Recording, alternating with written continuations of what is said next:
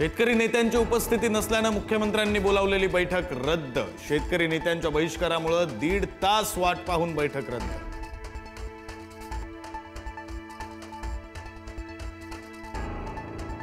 शेतकरी कर्जमुक्तीसाठी बच्चू कडूंचा आज नागपुरात महाएल्गार मोर्चा।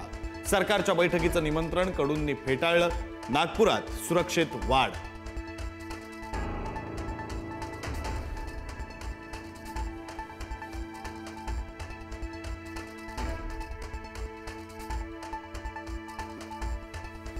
मुख्यमंत्र्यांच्या भेटीसाठी जाणार नाही। संध्याकाळी 4 ते 5 वाजेपर्यंत मुख्यमंत्र्यांची वाट पाहणार, अन्यथा 5 नंतर रामगिरी बंगल्यावर जाणार, बच्चू कडूंचा इशारा।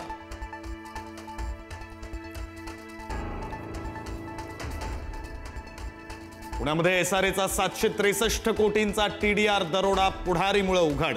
पुढारीच्या वृत्तानंतर गृहनिर्माण विभागाकडून टीडीआर प्रक्रियेला स्थगिती। एसआरएचे तत्कालीन सीईओ आणि 2 बड्या बिल्डरांवर काय कारवाई होणार याकडे लक्ष।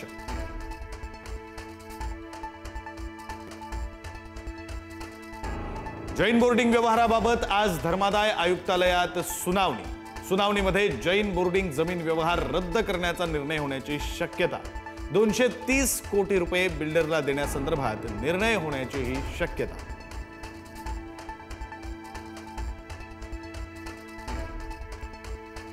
शरद पवार अध्यक्ष असलेल्या वसंतदादा शुगर इन्स्टिट्यूटच्या चौकशीचे आदेश नाहीत। सरकारचं स्पष्टीकरण, केवळ शेतकरी देत असलेल्या रकमेच्या ऑडिटचे आयुक्तांना आदेश।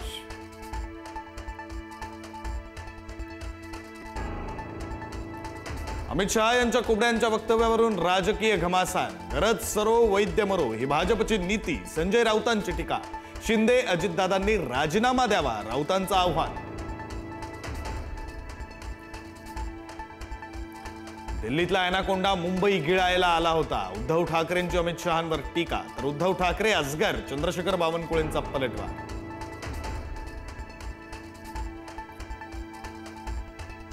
मनसेच्या प्रमुख नेत्यांची आज पुन्हा शिवतीर्थावर बैठक। 1 नोव्हेंबरच्या मोर्चा संदर्भात राज ठाकरे करणार मार्गदर्शन।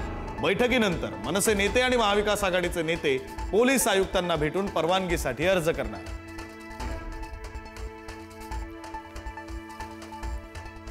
1 नोव्हेंबरच्या मोर्चाचा टीजर जारी। मतदार याद्यांमधील घोळाविरोधात निघणार सत्याचा मोर्चा।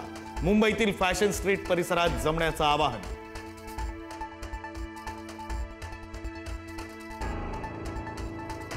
अमित शहांपाठोपाठ उद्या पंतप्रधान नरेंद्र मोदी सुद्धा मुंबई दौऱ्यावर। मॅरिटाईम लीडर्स कॉन्क्लेव्हला करणार संबोधित।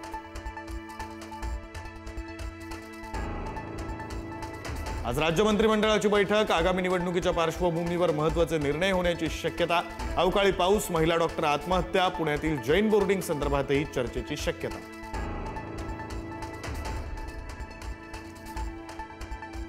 माजी खासदार हिना गावित यांची आज भाजपमध्ये घर वापसी। प्रदेशाध्यक्ष रवींद्र चव्हाण यांच्या उपस्थितीत भाजपत करणार प्रवेश।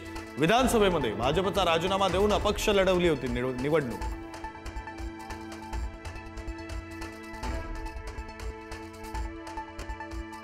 विधानसभा अध्यक्षांच्या नागपुरातील शासकीय बंगल्याच्या डागडुजीसाठी 1,04,00,000चा खर्च। राज्य आर्थिक संकटात असताना केवळ 10 ते 12 दिवसांच्या अधिवेशनासाठी कोट्यवधींचा खर्च।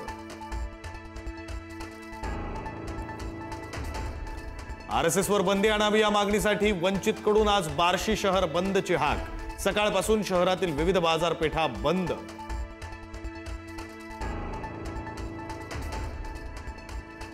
बिहारनंतर मतदार पुनरावलोकन मोहिमेचा दुसरा टप्पा 4 नोव्हेंबर पासून। उत्तर प्रदेश, पश्चिम बंगाल, तमिळनाडूसह 12 राज्यात होणार पडताळणी। नाशिक जिल्ह्याला सलग 4थ्या दिवशी पावसानं झोडपलं। मालेगाव, बागलाण या परिसरात जोरदार वाऱ्यासह पाऊस। शेतकऱ्यांनी काढून ठेवलेला मका भिजण्याची शक्यता। शेतकऱ्यांची चिंता पुन्हा वाढली। मोंथा चक्रीवादळ आंध्र प्रदेशात समुद्र किनाऱ्यावर धडकणार। महाराष्ट्र, राजस्थान, मध्य प्रदेशसह 9 राज्यात 3 दिवस पावसाची शक्यता। आंध्र प्रदेश आणि ओडिशामध्ये रेड अलर्ट।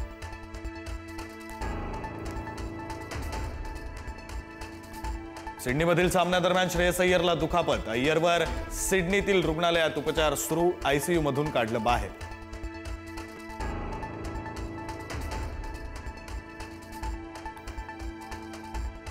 मालवणी भाषेला जगाच्या पटलावर आणणारे ज्येष्ठ नाटककार गंगाराम गवाणकर यांचं निधन.